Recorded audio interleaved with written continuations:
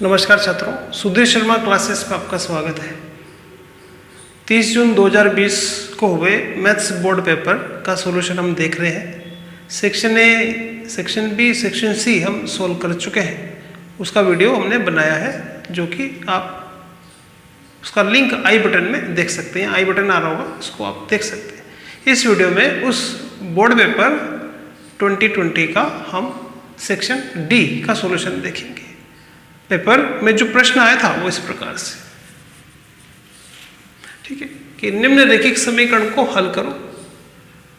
4x - 5y = 20 और 3x + 5y = 15 है। फिर ये जो हल प्राप्त होगा उससे हमें m का मान ज्ञात करना है। m का मान ज्ञात करना है। 4x + 3y = m है, ठीक है। ये सेक्शन डी है। ये क्वेश्चन नंबर 26 से लेके 30 तक आता है, ठीक है।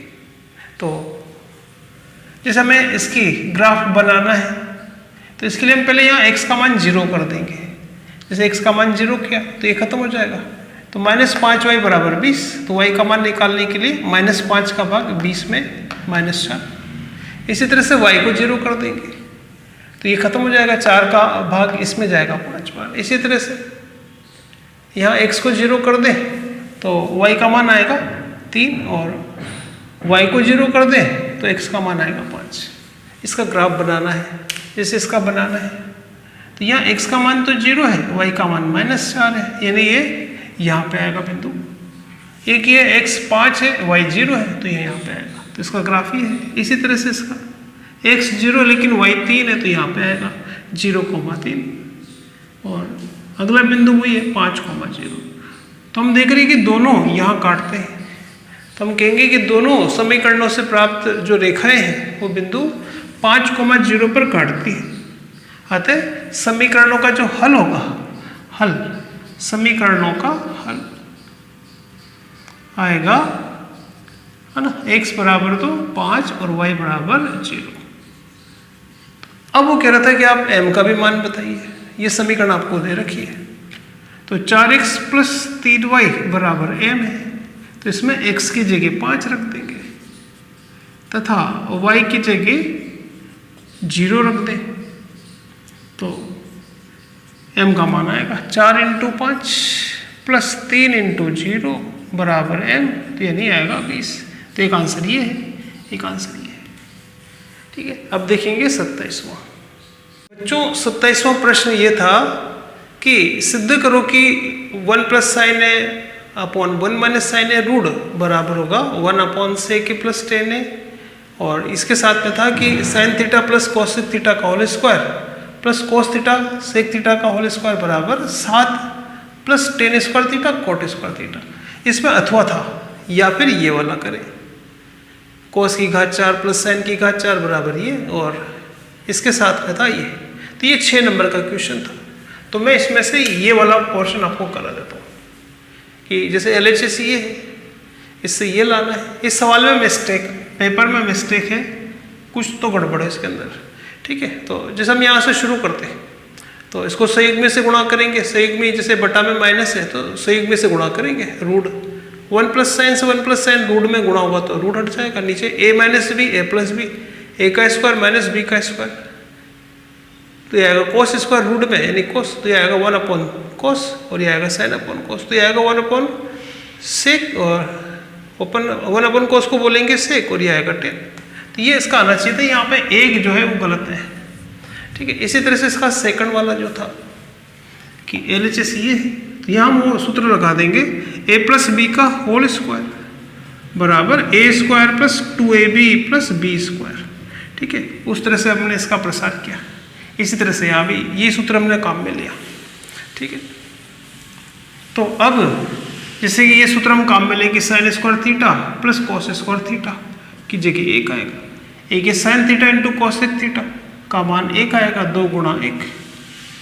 इसी तरह से cos² θ की जगह हम रखेंगे 1 + cot² θ और ये उधर चला गया 2 × cos × sec θ लिखा हुआ है यहाँ पे। cos × sec का मान 1 होता है और sec² θ की जगह हम रखेंगे 1 + tan² θ। तो इस तरह से आंसर आ जाएगा, ठीक है। 1 2 और 1 2 और 1, तो इस तरह से आ जाएगा 7 plus ten square plus coat square, ten square theta plus coat square theta. तो इजी क्वेश्चन था। बोर्ड पेपर 2020 में आया 28वां प्रश्न। ये 2 हिस्सों में था, फर्स्ट और सेकंड।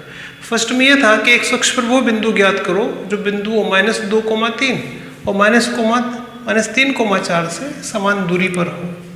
ठीक है, -2,3 और -3,4 से समान दूरी पर हो। तो बिंदु हमें बताना है जो कि एक अक्ष पर है, वो बिंदु आप पता लगाना है। तो हमने माना कि एक अक्ष पर जो बिंदु है वो है x, 0, क्योंकि हम जानते हैं कि एक अक्ष पे y कोऑर्डिनेट का मान 0 होता है। तो माना वो बिंदु ये है। अब वो करें कि इसकी इससे दूरी और इसकी इससे दूरी समान है, तो इसकी दूरी निकालने के लिए दूरी सूत्र काम में लेंगे, x2 - x1 का स्क्वायर, y2 - y1 का स्क्वायर। इसी तरह से ये वाली दूरी, तो ये हमने निकाला। ठीक है, वर्ग करेंगे, वर्ग करने पर ठीक है तो इसका a + b का होल स्क्वायर वाले सूत्र से प्रसार करेंगे, इसका भी करेंगे। अब हम यहाँ देख रहे हैं कि x स्क्वायर से x स्क्वायर 9 से 9 कट जाएगा, बाकी को सरल करेंगे तो x का मान आएगा -6, यानी वो जो बिंदु है यहाँ पे -6 रखेंगे, 6,-6,0 है। इसका सेकंड ये था कि बिंदु 11,8 और 1,3 को मिलाने वाले रेखाखंड को 7,6 किस अनुपात में विभाजित करेगा। तो मान लेते हैं कि माना वो अनुपात के अनुपात 1 है। हमें अनुपात ज्ञात करना है, तो यहाँ सूत्र लगाएंगे, अंतः विभाजक बिंदु का x निर्देशांक का ये सूत्र होता है। x निर्देशांक विभाजक बिंदु का 7 है, m1 है k, m2 है 1, x1 y1 ये है, x2 y2 ये मान रखेंगे, सरल करेंगे तो k का मान आएगा 2/3, यानी वो जो अनुपात है 2:3 होगा। अगला है 29वां प्रश्न कि सिद्ध करो कि किसी चाप द्वारा वृत्त के केंद्र पर बना कोण, किसी चाप द्वारा वृत्त के केंद्र पर बना कोण उसी चाप द्वारा शेष परिधि पर बने कोण का दुगना होता है। एक तो ये प्रमेय थी। इसके अथवा में था ये कि सिद्ध करो कि किसी चतुर्भुज की एक भुजा को बढ़ा दे तो बनने वाला बहिष्कोण अपने अंतराभिमुख कोण के समान होता है। ठीक है, 29वां प्रश्न था, 6 नंबर में था, अथवा था। मैं ये वाला आपको शॉर्ट में बता देता हूँ। ठीक है, तो वो कह रहे कि किसी चाप द्वारा, तो आप यहाँ चित्र देख रहे हैं और हम चाप ले रहे हैं ए बी, ए से लेकर के बी तक। किसी चाप द्वारा केंद्र पर बना कोण है ए ओ बी, इसी चाप द्वारा परिधि के बिंदु पर बना कोण है ए पी बी। तो हमें यह सिद्ध करना था कि ए पी बी का डबल है A O B, A P B का डबल है ए ओ बी। ठीक है, इसके लिए हमने यहाँ पे रचना करी, पी को ओ से मिला के क्यू तक बढ़ाया, ये कोण नंबर 1 नाम दे दिया, ये 2 है, ये 3 है, ये 4 है, 5 है, ये 6 है।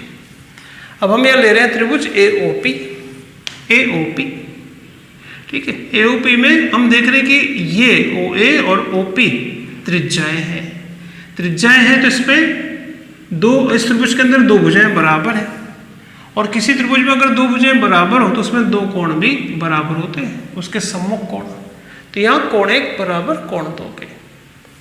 ठीक है, और एक नियम ये होता है कि अगर किसी त्रिभुज की एक भुजा को आगे बढ़ाएं तो बनने वाला बहिष्कोण उसके अंतराभिमुख कोणों के योग के बराबर होता है।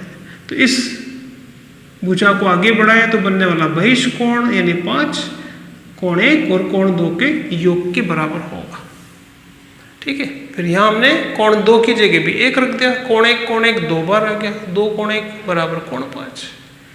तो ये हमने ये देखा कि कोण 1 का डबल है 5। इसी तरह से इसके अंदर हम ये बता सकते हैं इसी तरह से कि कोण 3 का डबल आएगा कोण 6।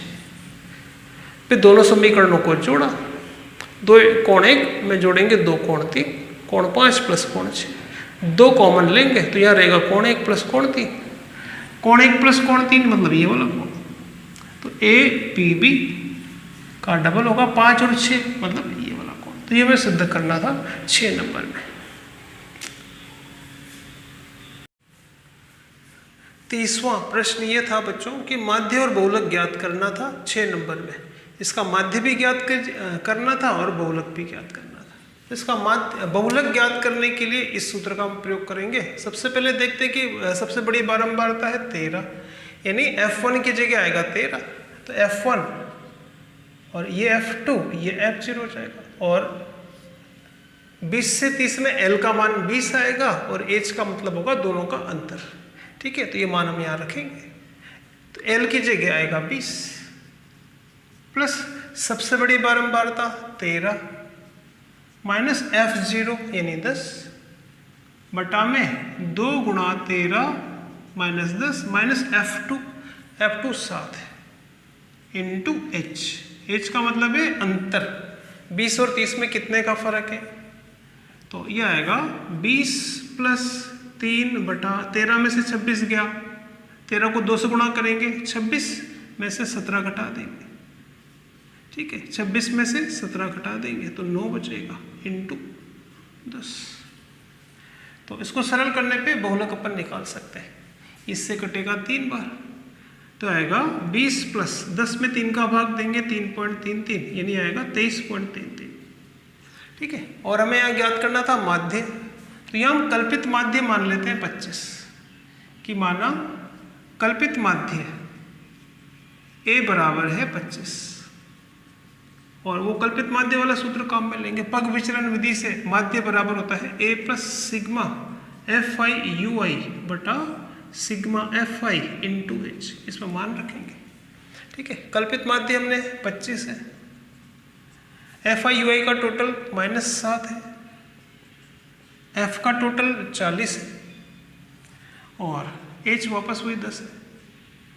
तो ये आएगा 25, 0 से 0 काट दे -7/4, 4 इससे गुणा करेंगे 100 -7/4 93/4, तो आएगा 23.25।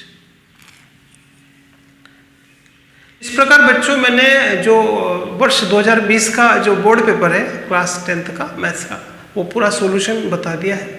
ठीक है, सारे section A B C D वो सब लिंक आ रहा होगा आई बटन में। अगर आपको ये वीडियो अच्छा लगा है तो मेरे चैनल को आप सब्सक्राइब करें। धन्यवाद।